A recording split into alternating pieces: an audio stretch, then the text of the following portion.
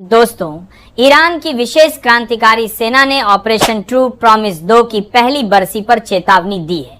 उनका कहना है कि अगर दुश्मन ने फिर हमला किया तो जवाब पहले से भी ज्यादा तेज और नुकसानदेह होगा। सेना के बयान में कहा गया, ट्रू प्रॉमिस 2 सिर्फ दुश्मन की कार्रवाई का कड़ा जवाब था, लेकिन इस बार कुछ और होगा। अब एहसान और नरमी का दौर खत्म हो चुका है। उनका इशारा साफ है, हर नई गलती पहले से ज्यादा खतरनाक अंजाम लेकर आएगी।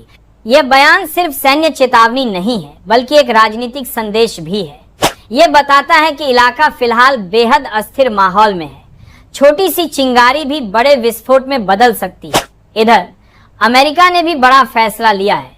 वह यूक्रेन को रूस के भीतर मौजूद ऊर्जा ढांचे और अन्य लंबे फासले वाले ठिकानों की खुफिया जानकारी देगा, ताकि यूक्रेन सीधे रूस की रीढ़ पर वार कर सके।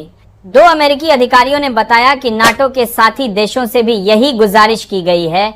यूक्रेन को जानकारी दो और बताओ कि रूस के भीतर कौन से अहम ठिकाने कहां हैं। रिपोर्टों के मुताबिक ये अमेरिका की नीति में बड़ा बदलाव है और इस पर हाल ही में राष्ट्रपति डोनाल्ड ट्रंप ने दस्तखत किए हैं।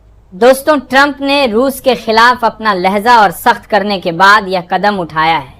मकसद साफ है, रूस की 3 साल से जारी जंग को खत्म करने के लिए दबाव डालना। जब हमले होंगे, तबाही और गहरी होगी।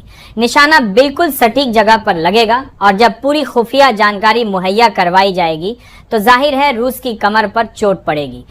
यह नई नीति यूक्रेन को बचाव की मुद्रा से निकालकर हमले की राह पर डाल सकती है। यानी सिर्फ बचाव नहीं, अब जवाबी वार। यूक्रेन और मजबूत हो सकता है। यह रूस के लिए सीधा संदेश है कि अमेरिका अब सिर्फ बयानबाजी में नहीं रहेगा, बल्कि सीधे मैदान में उतरेगा।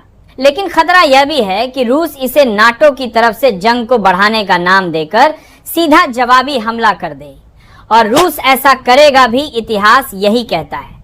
कुल मिलाकर रूस यूक्रेन की जंग अब एक नए मोड़ पर खड़ी है, क्योंकि अमेरिका की खुफिया मदद से यूक्रेन रूस के अहम ठिकानों को टारगेट कर सकता है और शायद जंग का रुख बदल भी सकता है।